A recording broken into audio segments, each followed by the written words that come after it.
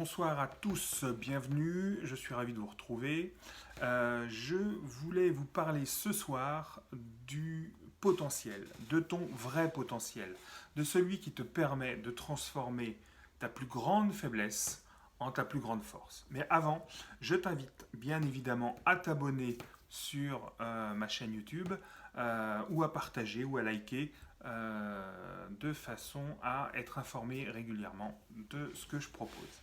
Donc, pourquoi cette vidéo Parce que je suis en train de... Je m'occupe d'une équipe de sport et il se trouve que ce week-end, ils ont fait une contre-performance et ils ont fait cette contre-performance sur quelque chose qui est normalement une force. C'est-à-dire que leur grande force s'est transformée en faiblesse sur ce match. Qu'est-ce qui s'est passé? Donc ça m'a fait réfléchir et je vais vous raconter une petite histoire. Moi, quand j'étais jeune, j'ai eu un père très autoritaire qui ne jurait que par l'intellectuel. Et le sport n'existait pas.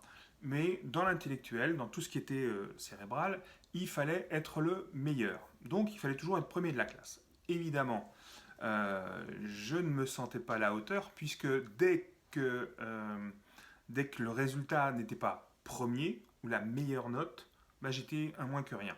J'étais pas bon, j'étais nul, etc.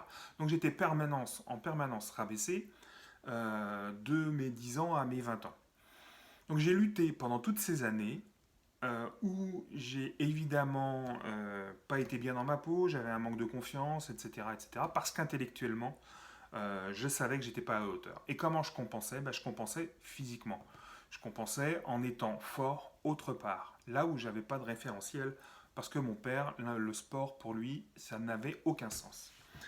Donc du jour où il est parti, à l'âge de 20 ans, donc à mes 20 ans, je me suis inscrit dans un club de rugby, euh, parce qu'on m'avait sollicité, parce que j'avais le physique, et j'y suis arrivé convaincu que je pouvais utiliser mon physique comme une force.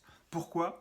Parce que pendant des années, on m'a dit que mon intellect était une faiblesse et que ma seule compensation, c'était mon physique. Et donc j'ai compensé par mon physique. Et mon physique est devenu une force. Ce que je suis en train de vous dire ici, c'est que nos plus grandes faiblesses nous apprennent quelque chose. Au même titre que nos émotions nous passent des messages et sont des alliés, du coup, quand on arrive à comprendre les messages, notre plus grande faiblesse doit et nous apprend quelque chose et nous apporte quelque chose. Imaginez-vous, essayez de vous souvenir par exemple de quel était votre plus grand défi quand vous étiez jeune. Quel était le plus gros obstacle que vous aviez à surmonter? Euh, voilà, quelle était la chose, le manque de confiance, le manque de concentration, peu importe. Qu'est-ce qui a fait que vous aviez un défi à vivre? Et puis, réfléchissez aussi à qu'est-ce qu'elle vous a, cette faiblesse-là, cet obstacle-là, qu'est-ce qu'elle vous a permis de devenir comme personne, comme étant celle que vous êtes aujourd'hui. Quelle force est-ce que vous avez développée aujourd'hui pour passer outre cette faiblesse? Euh, Si je devais faire un parallèle avec le sport, euh, quel est ton plus gros défi en sport? Le stress, la concentration, la confiance en soi, ok. Quelle est la force que tu mets en place pour surmonter cet obstacle, pour surmonter ce défi? Quel chemin tu dois faire pour relever le défi? Quel chemin tu vas parcourir pour combattre ce manque de confiance, pour combattre ce manque de concentration? Voilà, donc imagine-toi en train de combattre ce défi, cet obstacle, et imagine-toi avec cette nouvelle force. Qu'est-ce que ça procure en toi? Est-ce que ça a généré plus de concentration, une qualité de concentration qui est phénoménale? Est-ce que ça a généré des qualités de cœur parce que tu t'es rendu compte que tu pouvais donner à l'autre de façon très différente? Est-ce que tu as développé un relationnel plus fort parce que tu as été contraint à une période de couper, de ne plus être en relation avec les autres et aujourd'hui tu as combattu ça et tu es presque extraverti? Voilà, c'est essayer de visualiser de te visualiser avec cette nouvelle force que tu as développée pour contrer la faiblesse qui t'a toujours suivi. Et comment te sens-tu avec cette nouvelle force? Comment te sens-tu avec cette nouvelle qualité?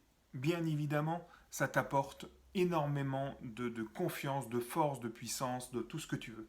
Et en fait, c'est ça le sujet. C'est que votre vrai potentiel, il est dans tout ce que vous avez toujours fait sans jamais en avoir pris conscience. Je vous donne un exemple sur un reportage que j'ai vu sur Netflix où Mouratoglou était interviewé et il parlait de Serena Williams qui, sur un tournoi à Wimbledon, faisait pas des bons matchs. Elle n'était pas sur une bonne série, surtout elle se sentait pas forte au filet. Elle faisait beaucoup d'erreurs au filet, qui normalement est un point fort chez elle. Et à un moment, donc Mouratoglou va la voir et échange avec elle et lui dit bah, tes stats au filet sont très bonnes. Elles sont à 80%. Donc Serena était très surprise. Elle a dit ok, si c'est bon, c'est étonnant, mais non, non, tes stats sont très bonnes, c'est 80%. Tu peux y aller, tu es bonne dans ce jeu-là. Parce qu'il savait pertinemment que c'était une force chez Serena Williams. Et donc, elle a été au match d'après, elle a joué avec ses qualités, elle a joué avec sa force, et elle a effectivement été à 80% de réalisation au filet, ce qui n'était pas le cas la veille. Mais il lui a dit, pour la remettre en confiance, il a misé sur ses forces. Euh, Projeter son...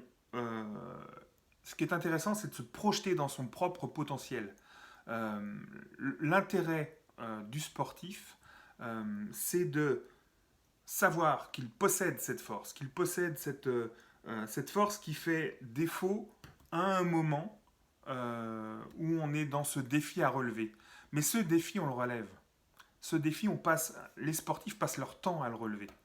Donc ça génère des forces, ça génère une puissance, ça génère quelque chose de fort chez eux. Il faut juste en prendre conscience et être capable de l'utiliser au bon moment.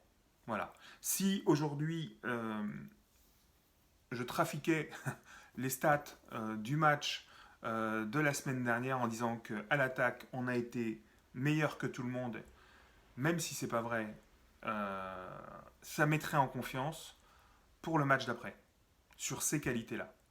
Peut-être que c'est quelque chose à faire. Après, personne ne me croirait si je dis non, non, tes stats, elles sont bonnes, sachant que c'était une contre-performance. Peu importe. L'objectif, c'est de savoir où sont vos forces et de pouvoir miser dessus, de pouvoir vous projeter avec vos forces et de les incarner au moment où vous jouez. Voilà. C'est tout ce que j'avais à vous dire. Je vous souhaite un excellent match, une excellente compétition et je vous dis à bientôt. Au revoir.